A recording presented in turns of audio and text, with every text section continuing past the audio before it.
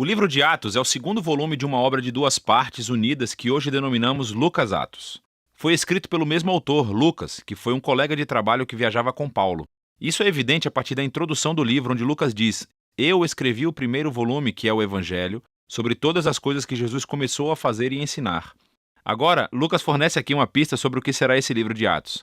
O primeiro volume foi sobre o que Jesus começou a fazer e ensinar. O segundo volume será sobre o que Jesus continuou a fazer e ensinar, o que leva a um ponto muito interessante sobre o nome tradicional, mas não original do livro: os Atos dos Apóstolos. Enquanto diferentes apóstolos aparecem na maioria dessas histórias, a única personagem que unifica toda a história do início ao fim é o próprio Jesus, agindo diretamente ou por meio do Espírito. E assim, o livro teria sido mais preciso se tivesse sido nomeado Os Atos de Jesus e do Espírito Santo. A introdução do livro relata como Jesus, ressuscitado, passa 40 dias com os discípulos ensinando-lhes sobre o reino de Deus. E isso se conecta à história do Evangelho de Lucas, em que Jesus declarou que ele restauraria o reino de Deus sobre o mundo, começando com Israel. Então ele chamou Israel para viver sob o reino de Deus ao segui-lo. E ele foi coroado rei quando desistiu da sua vida, e depois venceu a morte com o seu amor. E assim começa o livro de Atos com o rei Jesus ressuscitado, ensinando os seus discípulos sobre a vida no seu reino. Então, ele promete que o Espírito virá em breve e eles serão imergidos na sua presença pessoal. E isso cumpre uma das principais esperanças dos profetas do Antigo Testamento: que no reino messiânico a presença de Deus, seu Espírito, viria e moraria entre o seu povo em um novo templo e transformaria os seus corações. E então Jesus diz: quando isso acontecer, o Espírito capacitará seus discípulos a serem minhas testemunhas em Jerusalém, Judeia e Samaria, até os confins da terra. A partir daqui, Jesus é levado por uma nuvem, uma imagem extraída do livro de Daniel, capítulo 7. Mostra como Jesus está sendo coroado como o Filho do Homem que foi inocentado após seu sofrimento e agora compartilha do governo de Deus sobre o mundo. E ele promete que um dia ele voltará. Os principais temas e o modelo do livro de Atos fluem diretamente a partir desse capítulo de abertura. Essa é uma história sobre Jesus conduzindo o seu povo através do Espírito a irem pelo mundo inteiro, convidando todas as nações a viver sob seu reino. E então, a história começará com essa mensagem sendo divulgada em Jerusalém, e depois pelas regiões vizinhas da Judéia e Samaria, repletas de pessoas não judias, e depois de lá, para todas as nações até os confins da terra. Esse vídeo se concentrará na primeira metade do livro. Então, a seção que se concentra em Jerusalém começa com os seguidores de Jesus aguardando pela festa de Pentecostes, quando todos esses peregrinos judeus de todo o mundo antigo estavam na cidade. E o Espírito Santo vem sobre os discípulos como um forte vento e algo como chamas aparece sobre a cabeça de cada pessoa e juntos começam a anunciar e contar histórias dos atos poderosos de Deus. E eles começam a falar nessas línguas que não conheciam antes, mas todos os que estavam reunidos conseguiam entender tudo perfeitamente. Para compreender o que Lucas enfatiza na história, é crucial entender as origens dessas imagens no Antigo Testamento.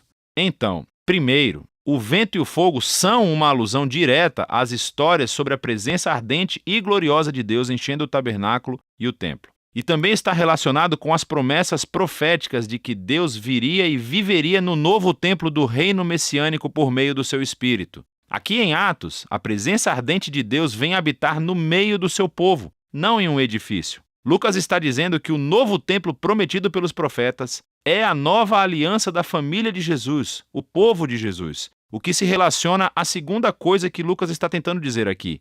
Os profetas prometeram que, quando Deus viesse habitar no seu novo templo, ele reunificaria todas as tribos de Israel sob o reino messiânico, e as boas novas do reino de Deus seriam divulgadas e anunciadas às nações. Lucas descreve em detalhes a integração de multitribos internacionais de todos os israelitas que estavam lá em Pentecostes e que responderam à mensagem de Pedro. Os apóstolos, então, continuam convidando os israelitas a reconhecer Jesus como o seu Messias, e milhares responderam, formando novas comunidades de generosidade, adoração e celebração. Mas nem todo mundo estava celebrando. A partir daqui, Lucas mostra como a nova família de Jesus rapidamente enfrentou hostilidade dos líderes de Jerusalém. Com um modelo simétrico realmente muito bonito, Lucas narra um conto de 2 templos. Assim, o novo templo de Deus, a comunidade dos seguidores de Jesus, se reunia todos os dias no pátio do templo e de casa em casa. E no meio desses avisos há duas histórias sobre Pedro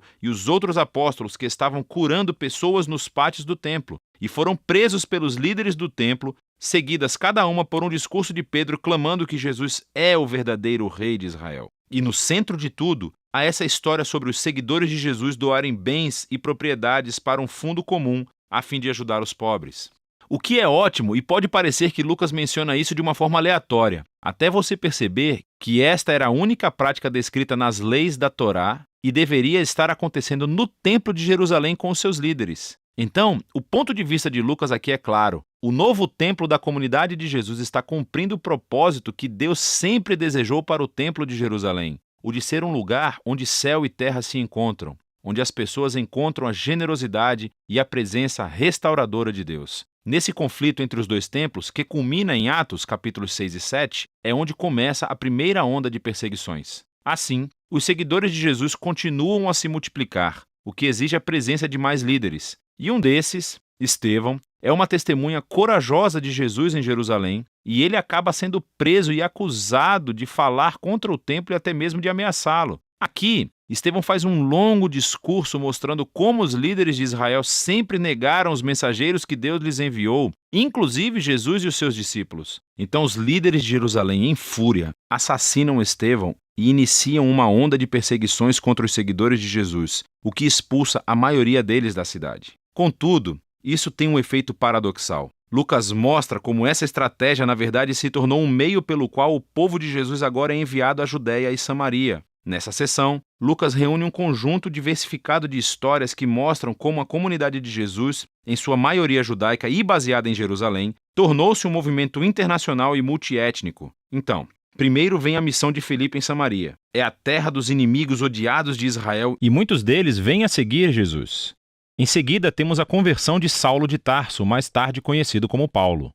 Ele era o inimigo mortal e perseguidor dos seguidores de Jesus até conhecer pessoalmente o Jesus ressuscitado e se tornar um defensor apaixonado em nome de Jesus. Segue a história de Pedro quando teve uma visão sobre como Deus não considera o povo não-judeu ritualmente impuro ou indigno de se unir à família de Jesus. Pedro, então, é levado pelo Espírito para a casa de um soldado romano, que está repleta de pessoas não-judias, e todos reagem às boas novas de Jesus. Na verdade, o Espírito apresenta-se poderosamente entre eles, assim como fez para os discípulos judeus no capítulo 2. Todos esses temas se reúnem na fundação da igreja em Antioquia, a maior e mais cosmopolita cidade daquela parte do Império Romano. E Lucas nos diz que Barnabé, um líder judeu da igreja de Jerusalém, foi com Paulo para ajudar a liderar essa comunidade eclesial. E isso deu início à primeira grande igreja multiétnica da história. Foi onde os seguidores de Jesus foram chamados de cristãos pela primeira vez, e é a partir daqui que os primeiros missionários internacionais são enviados.